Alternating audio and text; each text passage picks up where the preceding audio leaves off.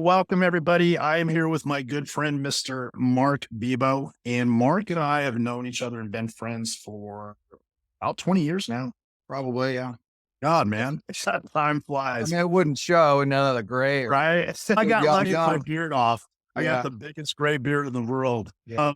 Mark is the owner of Armstrong Inspection Services. Did I say that correctly, Mark? Yep. Awesome. Armstrong Inspection Services. He is a home inspector, which is a vital part of the home buying process. And if he looks familiar, he also moonlights as an actor. So if you're in the Reno Sparks, Fallon Fernley area and you see Yep. this, you've probably seen several commercials that Mark's been on. I hate it because whenever he comes on, my wife's, oh my God, there's Mark. But Mark's a phenomenal home inspector. And I wanted to bring Mark on today because this is an important part of the home buying process that a lot of times people get confused about. And so I wanted to bring you on today, Mark, just to tell what you do, what your process is, and why it's important to do that. Because I have clients all the time who'll ask, do I really need to get a home inspection? It's not required. Should you? Heck yeah. So real quick, Mark, can you just go over real quick to briefly describe your experience and qualifications as a home inspector that you have? Yeah, I've got over 25 years in the inspection process, whether it be I used to work for the city of Sparks, I worked for Washoe County, I worked for the state of Nevada, all as a building inspector, and just transformed into home inspections. I've been doing home inspections for about 20 years. And so just seeing the beginning of its early 2000s or so, and things were going great up till another 5 years from there. And then things weren't doing so great. And then they shot back up 2012, 2013. We've been riding those waves. I've seen a lot of stuff just with the market in our area, been through a lot of things. Yeah, for sure. Awesome. What are some of the properties you inspect? Do you have a specialization or do you do residential? Do you do commercial? Homes that are considered historic, or do you just, stay in one focus of that? Yeah, so we really focus mostly on residential, and commercial is a big part of our inspection process for us. Myself, I'm a master inspector. I have one other master inspector in my office, which just basically, per Nevada law, lets us do unlimited square footage. We've done 60, 70, 80,000 square foot warehouses. Oh, We've wow. done 150 unit apartment complexes. I just left an apartment complex just a half hour ago that my guys are on. That's 56 units right now. We do a lot of that because I am a master inspector, and I've really just branched out to do just abnormal things. People call for, hey, can you come just look at a crawl space? Can you come look at an attic? We do a lot of bank progression inspections. I've really gotten into those. The banks will, call and say, hey, we need you to go out as this house is being built and make sure that the percentages that the contractor is asking for, 30%, 40%, 50% of whatever that draw is, we go out there and confirm that. So we're pretty versed in a couple different categories, but residential is probably our bread and butter. That's probably 80% of our volume. But we do all that. We've done historic buildings. We've done some really fun stuff. We've done some crazy houses up at Lake Tahoe and things like that. So yeah, we're all over the board, really. Awesome. That actually led into one of my next questions is like any kind of special certifications you have. Obviously, Mhm. your master inspector. What goes into that? Is it just a certain amount of time that you've been doing it, a certain amount of hours you had put in? Yeah, so it is. It's based up per Nevada. There's a statute. Basically, there's a couple different levels you can achieve, and the master inspector is the highest, and that's based off of hours and actual inspections. So I believe it's over 600 inspections, and of those 600, 100 of them have to be like commercial inspection slash Okay. industrial. You have to document all that stuff, and so it really at that point it's a time consuming thing. So you can't just get into it. It takes a few years Right. to really pound that out, and then you take a test and that type of thing. So I also Okay. have, because I work for the city and the county, I'm ICC certified, which ICC is basically what the organization, it's the International Code Council. That's for code enforcement type stuff or code inspections. When you go out and you're building a house or a track home, DR Horton, Toll Brothers, those types of things, the city inspectors, that's what they require. You have a a building inspection license, you've got an electrical license, you've got a plumbing license. They're in the different trades. So you just acquire those. And I've got all of those. So that helps as well, just keeping up with some of the code issues and things like that. It's that type of stuff. The code is like Spanish, I always say. If you don't speak it every day, you lose it. And that's Gotcha. just ever changing. And so we try to stay with some of the just fire safety, life safety type things and stay with that because you can go down a rabbit hole with that stuff. Gotcha. So let's say there's a lot of first time home buyers right now. As a matter of fact, they're saying, I think it's like around 65% of the people that are buying homes right now are first time home buyers. They've never been through the process. So someone's a first time home buyer. Can you take them through the process of what you're doing on that home inspection and what that process looks like? We like to do that. And this might be a question later that always comes up is should I be at the inspection? And that's exactly why, because especially for a couple different times, like you said, first time home buyers, number one, it's your first time. You have no idea. You don't know what you've been on an apartment or a condo and everything's taken for you, taken, care of for you. And you really need to know how this house works and where the shut off is to this and why this thing is here and what this does, and just really walk with the inspector and really get a good grasp because we can take 1,000 pictures and put it in a report. You just may not get that same understanding with just walking with the inspector and actually talking to him and some pointing some things out and saying, you need to watch for this. And there's this, whether it's a problem or not necessarily just problems. We're just talking about in general. Hey, this is how this house, every house is a little different. The other time that is really important is on an older house. Older houses just come with their tweaks and their niches and that type of thing. That's a very important time to also be there just because the houses are older. They were built different. They have different plumbing, different electrical. They did stuff different. And so it's nice to know, get a good concept and grasp of what's going on. So you think it's important that regardless of if someone's buy their first house or not, or it's their 20th, they should be there with you to do the inspection in person. Absolutely. I think so. And if you don't want to be there the whole time, or if you don't have time, that's fine. Or we do have seasoned people and they say, hey, look, I've bought this is my 15th house. Right. We've done a million inspections. It's still nice to go through it with them and walk through a few things. It might be fine, but if there's two specific items that are just really hard to explain, it's really nice to go walk into that room or that outside area and say, hey, this is what I'm talking about, really point it out. And this is why I think this is happening. And this is what I think would need to happen to fix it. So you can walk them through that whole process. That's a tough thing to do through a report. So you're not right. You Right. don't want to write a paragraph or a half a page of a book to explain something and get them through it. So talking with somebody can do that. So you can do that at the last 15, 20 minutes of the inspection, show up and just get the wrap up, really go through that stuff. And that's when you ask your questions. Let the inspector go through, do his job, do his checklist, his walkthrough. Everybody's got their own thing. Don't try not to get them off track and then answer your questions. Cause 9 times out of 10, the inspector is going to answer probably most of your questions at that time. I have people say, hey, does this house have this? Does this? Hey, I've been here 5 minutes. I don't know what to tell you. Give me a second. So let them do their thing. You can be there the whole time, take measurements, look around, maybe make your own, take a notepad, make your own little notes. And then again, if the inspector doesn't touch on those things that you found or saw during your walkthrough at the end, then that's the time to bring them up and say, hey, I was walking around and I noticed this thing. What do you think of this? Awesome. What's obviously it's going to be dependent on the size of the house, but what do you find? How long does it typically take you to do a home inspection? Yeah, obviously size does matter, Aaron. That's generally, if you're talking 3,000 square foot or under, you're right. You should be right about 2 hours. Okay. Some houses are a little more intricate. We got houses that got jet jacuzzi tubs and saunas and all of these gadgets and things like that. I really like to test all of that stuff and make sure it's working. It obviously takes a little more time. So it may add a half hour, 45 minutes, but general rule of thumb, you should be at about 2 hours. Okay.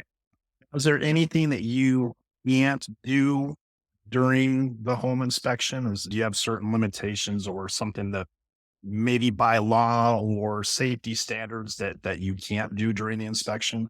Not too much. It is difficult to get in some of the attics and that type of thing, just because we can't really crawl around if I can't see the framing. if there's a ton of insulation or what have you. So that limits some areas. Obviously, real tall roofs, we just can't. Now, some guys do use drones, and those can be effective as well. So you can get up on a big, tall 2-story roof. So that could help. So there's a few limitations. And the biggest thing is you go to a house and it's just packed or jammed full of furniture and clothes and this and that. Right. And try to get around to test some of the stuff just to get a good a sample of it. But when it's some people have a lot of clutter, it's tough to get around and really, and that's another reason why somebody should show up, because then they can see exactly what's going on and go, wow, this is tough. I can't even see what's going on and I'm not the Mm, inspector. So it gives you a real time of what I'm looking at, what's going on. But other than that, the only other thing that some states allow that Nevada doesn't is at the end of the inspection, a lot of people ask, okay, how much does this cost? And can you give me a cost breakdown to fix all of this? California, for instance, they don't really have a home inspector license. So a lot of contractors do their inspections. And then at the end of the report, they give them a list of all the things that are wrong. And then they put a dollar amount to fix it. And then they say it's basically a bid, which gotcha. in my opinion is a little conflicting. It's a conflict of interest for sure, because you're saying you go in the crawl space, I could find 2 or 3 leaks and tell you it's going to cost you an extra $500 to fix it. Oh, hey, by the way, since I'm here, I could fix it. Well, you don't really even know Right. if they're leaking. So Right. it's not a real great thing. I think you get a 30 to come in and really evaluate, but Nevada law prohibits us from doing off the record, say, hey, look, you could probably get this or this for a couple bucks or $500 or whatever it is, and throw some darts out there. But things have gotten so expensive and expensive over the years. So even there, it's a moving target where you say, oh, it should be $500. And then I talk to the realtor a few days later. I say, oh yeah, we got bids back for 1,500. You don't know. So yeah, we can't do that by Nevada law is quote pricing or anything like that. Gotcha. So let's say so bring it back to that. So if you're the seller and you watch this, make sure your home is accessible so the inspector can do their job. So let's say you're inspecting and you're like, oh no, man, this house is not in good shape. How do you handle that with some potential issues? Is it obviously you want to complete the full report, but is it Mhm. something where you're like, oh, I got to address this right now? What's the process to that when you come across big issues that can be detrimental like that? Yeah, you come across something that's really just it's more than a red flag. It's almost like a dead stop, right? Where this buyer is not going to want to go forward. Everybody knows. If I come out, we say, "Hey guys, group meeting real quick. I know I'm only halfway through, but this is what I just found." It's a dead stop. Usually what I do is I pull the agent. Sorry, my dog's. I'll pull the agent aside usually and just say, "Hey, look, I got this issue. So they know the client better than I do. I usually have just met this client for 10 minutes. So the agent usually has a good feel. And so it's nice to have them talk to them and say, hey, this is the issue, what's going on. And then they say, okay, this is how we should present it to them. Some people want to freak out. Some people are a little more casual. So it's nice to have a little feel for what those clients. So it's nice to work with the agents to give you that feeling. But you do need it. You need their help because it's ultimately their buyer, it's their client, it's our client as well, but you want everybody to be on the know. And I don't want the client to know that I'm just working with the realtor. I want it all, Right. but we all come together and just say, hey, this is what's going on. I'm going to keep going on and keep finishing the report or the inspection, but I want you to know that this is what's going on. And then that way, maybe the agent can start talking right then and start getting some things going and feel out the client and see what's going on, see how Awesome. they're feeling about the rest of it. Yeah, I always tell people it's literally when you buy a house, you literally are giving like 50 people a job. I don't think Yeah. people realize all the Right. other extra things that are involved, during Right. that process. So it just goes to show why real estate is so important, to our national economy. Absolutely. So when you're doing your inspections, is there any particular types of tools or any type of extra technology that you have to use for your job, Mark? Nothing that we necessarily have to, but there's a lot of stuff that's come out recently. We have infrared cameras that are really great for moisture or heat loss or cooling, things like that. Those have been really helpful in the past few years, and they've got some stuff that is just really expensive, but they've come down so much in price and they're just as useful and good moisture meters and things like that. That's all type of stuff that we have that we like to use, and really just maybe just really, if we identify something, really seal it up and say, okay, hey, look, this is, I'm at this, I think this is what's going on. Let me put this tool on here and just confirm it. And then we can go from there. And it's just really a tool. You're really looking for stuff. I always think some guys really depend on other tools. And I get that, but that's all they'll use, where I think you should use it as a tool and not necessarily they'll just walk around with the infrared camera. And I think you're missing things at that point because they're just looking for these certain things and they get locked into this infrared. I just feel like there's other things they could be missing. So I like it as a tool on the side when you need it. You bring it in Right. as you don't always need a saw. You don't always need a drill. But when you have it, you go, hey, this requires a saw. This requires a drill. Then you bring in your tools. So, but Okay. we have a lot of stuff like that that really helps. Awesome. So you're like, hold on, I got to go to the truck. I got to get my Yeah, info. yeah, exactly. Yeah, it's Inspector Gadget at that point. Yeah. That's cool. That's awesome. I got one more question for you today, brother. So I deal with this a lot on the financing side of it, especially with first time home buyers. They get confused and I'm like, okay, looks like your inspection was great. We're going to go ahead and get the appraisal schedule now. Well, we already got that, Aaron. Yeah. It happens all the time.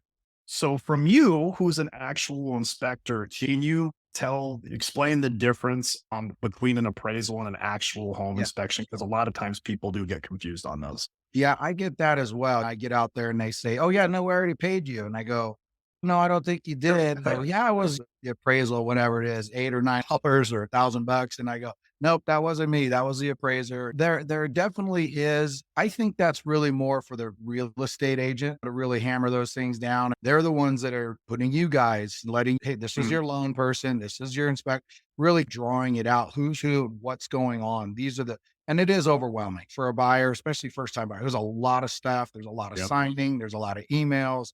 So it can be overwhelming. That does come up quite a bit, or just in general life. I have a lot of people will call me on the side and they call me and I'm driving around. They say, "Hey man, I really need you to get out and look at this." I go, "Okay, what are we looking at?" And then come to find out they're actually looking for an appraisal. I go, I "That's see. not what I do." I don't know. I think maybe there might be a little confusion on that the appraiser is actually looking at some of that stuff as well. Maybe I don't know. To be honest with you, I'm not real sure where the disconnect is there. But we get the same thing, and I don't know how to. I really don't know how to tell them the difference. Say, "Hey, no," I just break it down. Yeah. So, no, I'm going to go through the whole house, get on your roof, get in the Yep. attic, get crawl space, look for plumbing leaks and all that type of stuff. He's just You're getting down and dirty with the bones of the right. house. Your appraiser Yep. is just going to go see what it's worth, and if this is a doable price, what they're asking Mm, versus the loan and all of that stuff. And they're more of a money guy. They're working for the bank. very good. Very well put, man. Yeah. Awesome. Cool, brother. If anybody has questions or they want to utilize you and your team services, what's the best way to get a hold of you, Mark? You could always go to our websites, armstronginspections.net. You can call our office, 775-30. Got full staff in the office. Real have the best secretaries around. They're just Awesome. super sweet. They know their stuff. They've been doing it a long time. Rarely do they get questions that they can't answer. If they can't answer your questions, they forward it right to me, and I'm really good at trying to get back to people and answer their questions because I know it's a time consuming thing. It's a time thing, and people got to get things done, and you got to get things moving, and we're all busy. So we try to take that into consideration when we're replying to people. Awesome. Mark, that's all I have for you today, brother. Yeah. So thank you very much for your time, man. I think you did an awesome job really explaining the importance of home inspections and Mhm. why they're needed.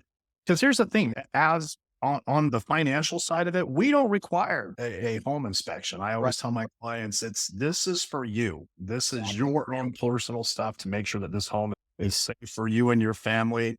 And I even explain it to clients, well, the last thing we want is to close on a house that you bought and it hasn't rained for a month and all of a sudden Yeah. it rains and you're moving around pots and Right. pans to collect the water, or you turn on the shower and the shower head blows off and you've Yeah. got 25 gallons of water coming out every second. So absolutely. Absolutely. Yeah. And that's another Awesome. reason to be at the inspection. You can do a lot of that stuff yourself, go through and turn stuff on and open drawers and close things. And it's just you're kicking tires at that point. You know what I mean? Yep. Just kicking tires and kicking bricks and making sure. And you can do that yourself. I'm never offended when somebody's doing that. I like when people are doing that too. Absolutely. Mark, I appreciate your time, brother. Yeah, Always a pleasure, my friend. Thank you so much for being with us today, man. I appreciate it, brother. absolutely. Thanks, Aaron. Talk to you later. Yeah, buddy. Talk to you All soon, right. man. Bye. Bye.